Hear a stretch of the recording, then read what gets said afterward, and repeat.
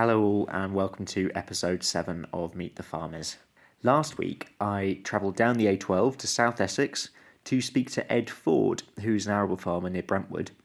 However, he's also this year's chair of the National Federation of Young Farmers Clubs, so we had lots to talk about young farmers and young entrants to the industry. And he's also a trustee of Forage Aid, which led on to some quite interesting discussions as well. In the usual way, I asked him to begin by describing his farm. I hope you enjoyed the podcast.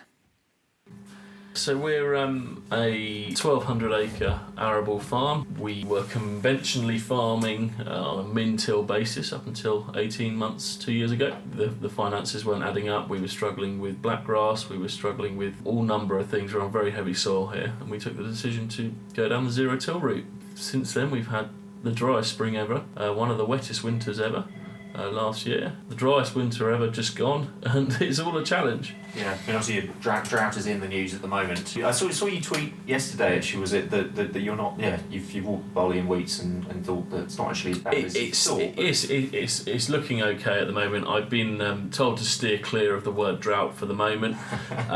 We're not in a drought, the reservoirs are full, but April we had 4.5 mil, March we had 15 mil. This month we've had 3 mil. It's dry, and it is the growing season, and it is incredibly dry. But we're fairly drought resistant here. Some quick questions on big topics. Glyphosate. Well, million dollar question. I'm part of a group, the Glyphosate Action Group, and we sat down 7 or 8 months ago and said, if we lose it, we need to know that we've put our life and soul into saving it. The type of farming we're doing here relies on glyphosate. If we lose glyphosate, the next step for us will be organic. The trouble is, if they ban glyphosate, they can ban anything. And big one, Brexit. I was a firm Remainer, and I've now got to tip it on its head. We've got to get on with it, and a general election has now lost us 6 weeks of Article 50. We, as the National Federation of Young Farmers, had meetings booked with the politicians, and they've all been cancelled because of the general election. So we're sort of going backwards a bit. We are the next generation, we are the future, and we've got to play the part in the Brexit negotiations to make sure that we have a fair deal. And most importantly, Towie, is it a good thing or a bad thing? As an Essex man. The most important question of the day. I've been to the Sugar Hut a couple of times. I have to speak to my bank manager every time I go. I resent paying £20 for 2 gin and tonics. Yes, it's great for the local area. Yes, they've been and done some filming on the farm. Is it a complete load of rubbish? Probably. Right, let's get a bit more serious. Why did you get into farming in the first place? I'm not the most academic of persons. I went away to school, struggled at school very much. Dyslexic, didn't know what I wanted to do until about the age of 16 when I started working at home on the farm in the summer holidays, and it just clicks. It's different every day. It's a great industry to work in. It's one of the biggest industries in the UK.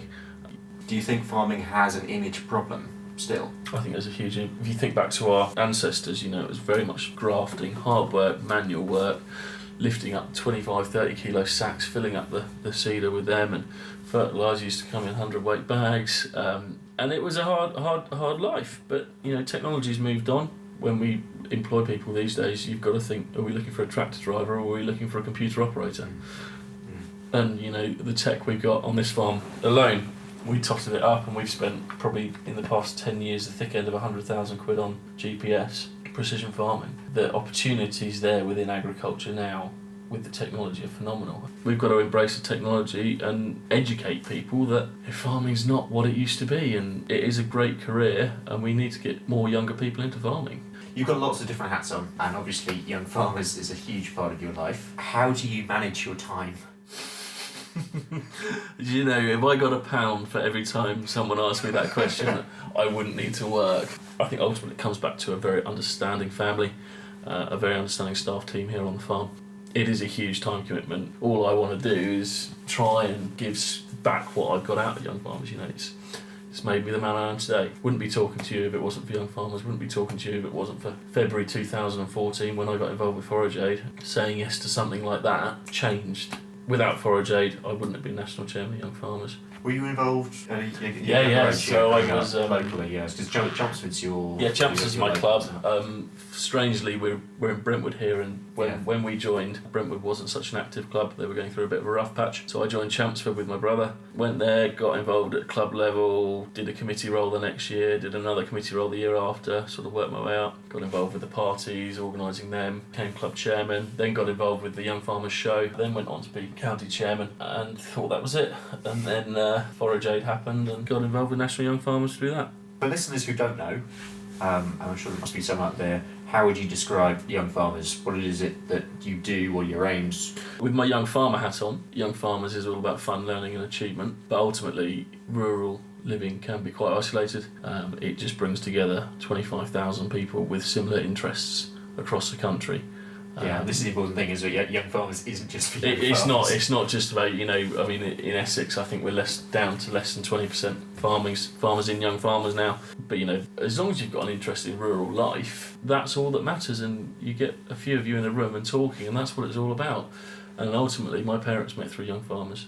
I met my girlfriend through Young Farmers, and it just goes on and on and on and on, and it's the best kept British secret. Do you think you're doing enough to get your name out there? No, we're the worst promoters, and that goes back to farming. Farmers are always the worst promoters.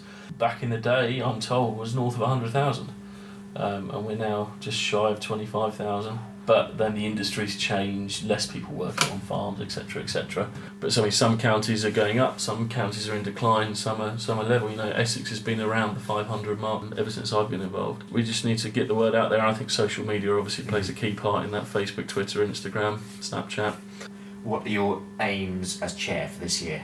I mean, times have changed within the National Federation of Young Farmers. The finances aren't looking as great as they were 5 or 6 years ago when we used to run these big campaigns. But I'm not running a specific campaign as such. But farm safety is something that's very close to my heart, and I'm working very closely with the Yellow Wellies Farm Safety Foundation. You've got to sort out the whole farm safety job. It's ridiculous. If 10 people in February dying on farms, 2 members of Young Farmers already since I've been chairman. We've got to sort it out. So that's sort of my main aim. Obviously we've got to steer Young Farmers through the Brexit negotiations. My vice, Lindsay Martin, is heading that up. She's sitting on all the groups we need to be sat on. And then thirdly, obviously we've got a great staff team in the office. We need to get them back up to the strengths we were a couple of years ago. You've already mentioned your growth in membership. What do you reckon are the other big challenges that Young Farmers is going to face over the next few years? The whole farmer thing's changing. You're not just a farmer, a labourer. You're an accountant. You're a businessman. You're an IT specialist. And we need to make sure that training is available to our members. And why shouldn't Joe Bloggs hasn't got a farm, wants to get into farming? Why shouldn't he be able to get into farming? So we're making systems available to them to get in. We're doing a lot of work with Savills, working on business startups, that sort of thing. We've obviously got our Fresh Start Land partnership, which is a matching service. Long and short of it is elder generation who don't want to farm anymore, younger generation who want to get into farming, join them up and do it that way. Let's talk about younger people in the countryside generally. Do you think there's still a brain drain of good people with good ideas in the countryside, but they then move to the cities to then grow those ideas because that's where the money is, etc., etc.? Really interesting. Chap I know farms just down the road, but never wanted to be a farmer, full of ideas, moved to the city, worked as a banker for 5-6 years, did incredibly well for himself, and then thought, well, actually I'm going to kill myself doing this job. Came back to the farm, and what's fascinating about him is never been to ag college, and he's learned everything he knows about farming from a book. And some of the stuff he's coming out with now, totally controversial, but he's going with it. Yeah. I will not be using insecticides next year. I will not be using fungicides in 5 years' time, and just totally stuff that we're all thinking, really? It's just a breath of fresh air what he's doing. One example I'll use: we were in the dark ages 10 years ago on our farm. We've been concentrating on other things, and my father realised that myself and my brother wanted to come home, but the farm was, it was 10 years behind where it should be. So we got a farm manager in, straight out of Whittle College, trainee farm manager. So he was basic level, wanted to learn about farm management. We put him through a few certificates, basis, facts, etc. He then went on to another job, and then now he is managing for James Dyson. Paul came out of college, trainee farm manager, and now he's at the top of his game. Just shows that someone can come in and go up. Yeah, I think it's really important to raise and profile those stories because everyone needs to know that someone has done what they want to do before they have. It is possible. It is possible, and there's other examples out there, and it's those people that bring in the new ideas because they come with an outside perspective. Let's take you back to February 2014. Forage Aid, Lincolnshire farmer, Twitter's Wheat Daddy, Andrew Ward, spearheaded this. And you're a trustee now. I mean, can you tell me a bit about how Forage Aid came about and relay some of your memories from that time? I suppose Forage Aid started the year before when Andrew came to the help of farmers in Cumbria and Wales. I guess it was an idea he had that wasn't really cemented. It was a concept, and he thought, Andrew's thought, it would be a one-off and we'd never need to do it again. And then Somerset happened. And I will remember those 6 months for the rest of my life. Sat in a young farmers meeting at National Council in Coventry. A girl called Joy Davenport stands up, and she says, she was Somerset vice chairman of Young Farmers. She gets up and goes, "We're in a muddle." And within 10 seconds of her starting her pre-prepared speech, she burst into tears. And I just thought, oh Jesus, we've got to do something here. So we'd had a very successful New Year's Eve party within Essex Young Farmers, and I rang up the county chairman and I said, "Look, we've got this 5,000 quid, let's buy a couple of lorry loads of straw, let's get it down there." So we did. And then I sort of came home and thought, that's a good job done. But that's not me. So then I sent a few texts to a few local farmers. Turned out to be about 50 farmers in my phone book. One thing led to another, and the rest is history. We sent 54 loads from here to Somerset over the space of 6 months. We stockpiled it in a shed on the farm here, which was the key really, because farmers were willing to donate at the time, but I knew full well these farmers would need it in 3 months' time. So we got it, we stored it, and then we distributed it. Tesco's played a key part in the haulage, wouldn't have done it without Tesco. And they're now a long-term supporter of the charity. So that all finished, Somerset finished, and we left there with an incredible group of friends. We then myself, Andrew and Rebecca Horsington someone put us forward for an award, Farmer's Guardian Farming Hero Award, and then we won it. And that was just a crazy night. The most emotions every time I look back at the video, you see me walking onto stage crying, which is the worst thing ever. And as I said back then, we weren't being heroes, we were just doing what we thought was right. And then we sat down the next morning over breakfast and said, we've got to go somewhere with this now. And then we came up with the idea of becoming a charity. And the event we were up in Cumbria for Storm Desmond. Don't know what the final tally was there, but it was north of 50 loads up to Cumbria. I guess the biggest problem facing us as a charity, we're not like the RABI or FCN or Addington, where we're always there. We will only mobilise in an extreme weather event. But it was a great example of the press actually getting behind a good news. There was all these bad news stories coming off the Somerset levels of, the how homeowners having a go at the council and why are we flooding? This is ridiculous. And then we came in with this good news story, and social media 100% key to what we did. Wouldn't have got there without social media, and it just went viral. We had people sat in this office. I rang up people and said, right, I need you here.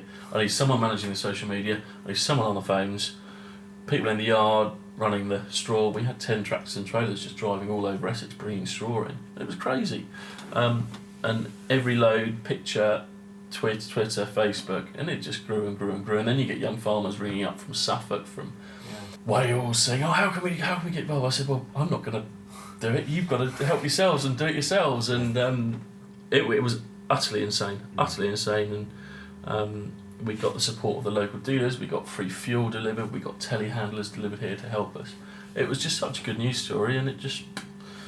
And any young farmer that was involved with Essex with it will always remember it, because it was just the most crazy couple of weeks when we were getting it all here, and convoys of 20 tractor and trailers just driving up the road. It was just insane. Should we go for a walk around? Yeah, go have a look around. So we're moving into the state office. No one in here at the moment. Hive of activity. Everyone's out, everyone's busy.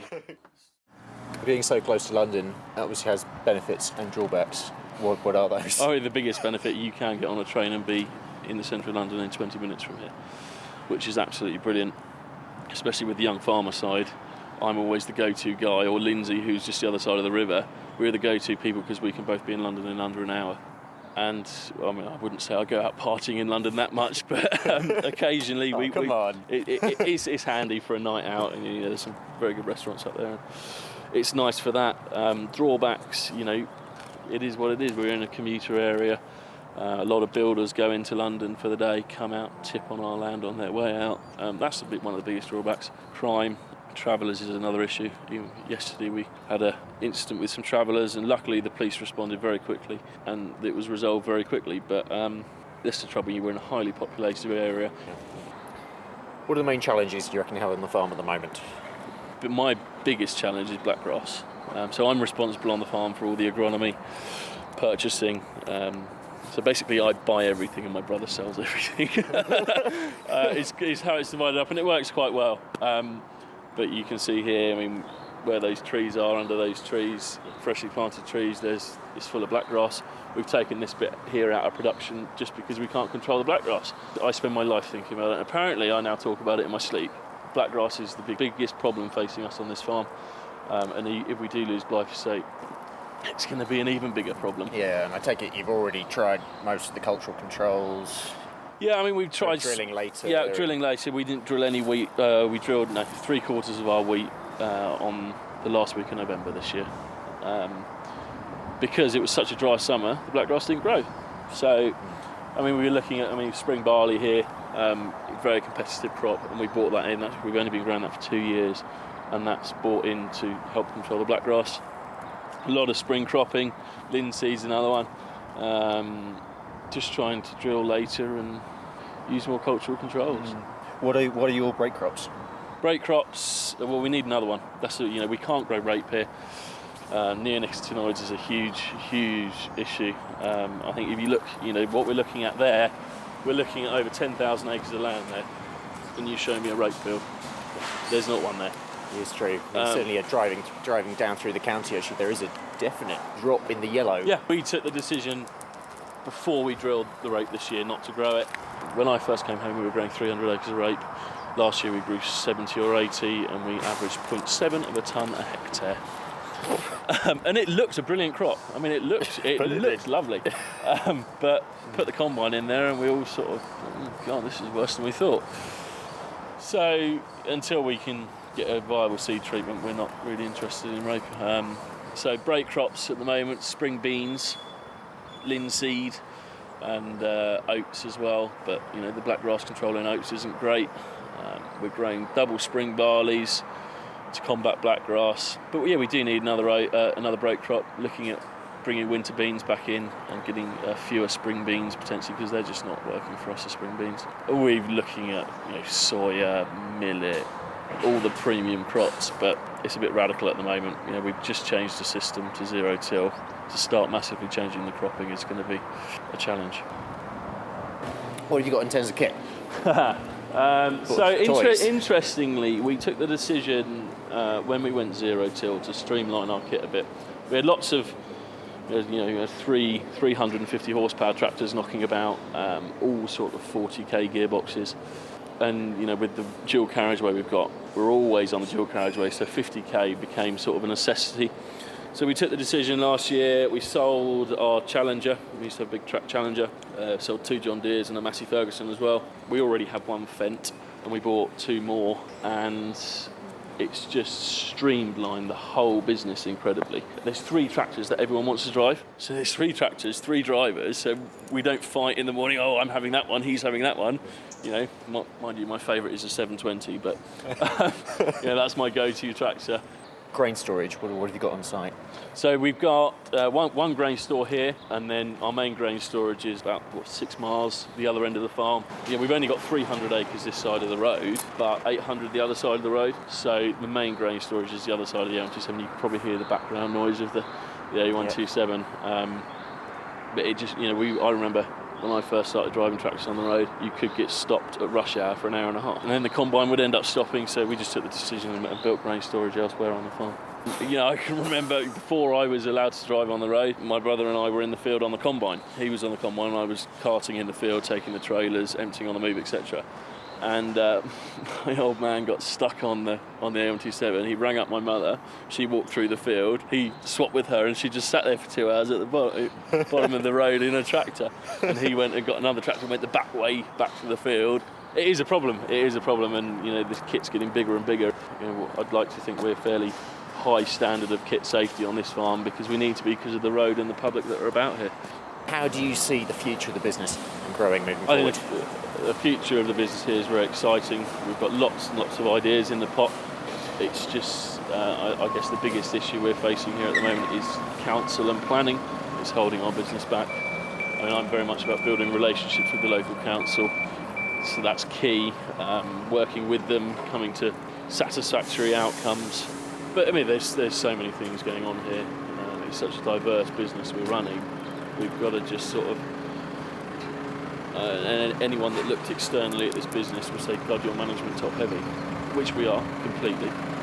But quite frankly, the way I see it is, if your bum is sat on a tractor seat, you're not out there earning money.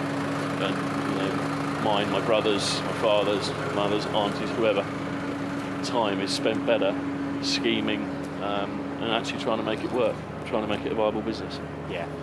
Big thing we're working on at the moment is building a new farm facility away from here, big 17,000 square foot fertiliser grain store, workshop, wash bay, sprayer area. And we've been working on that for about 6 months now, and hopefully if we get planning, we'll crack on with that post-harvest. Yeah, again, it's that P word, isn't it? Planning. Planning is an issue. And green belt is a big issue around here. Everything's green belt. But yet they're about to go and build 10,000 houses just up the road. So, what are your thoughts on the future of Greenbelt? I think it's a ideology. Greenbelt. It's a concept that in 10 years' time will not exist, because we do need to house these people, and we do need to employ them as well. And if they're going to build 10,000 houses down the road, where are they all going to be employed? So Greenbelt's an interesting one, but eventually Southend will join up with London. It's a fact. This farm will be sold in the next 200 years, a whole lot for housing. None of it's in a pipeline yet, but you've got a dual carriageway running through the middle of your farm. It is all going to be housing one day. What have you got coming up for young farmers? What's your diary? Off this afternoon to Ringwood to do some club training with a club down there, and then tomorrow I'm off to Leicestershire to their rally, judging at their rally. Tomorrow night off to Downham Market, Young Farmers annual ball, about 800 people going, so it's going to be a hell of a do. And then next week, Wednesday, is the RABI AGM in Oxford. Thursday, Devon County Show. Next weekend, I haven't really got that far yet, but it is full, I can confirm. But you've got 1 year to give it your all.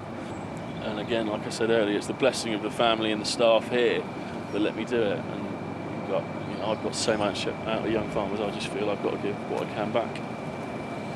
Ed, thank you very much. No problem. Pleasure.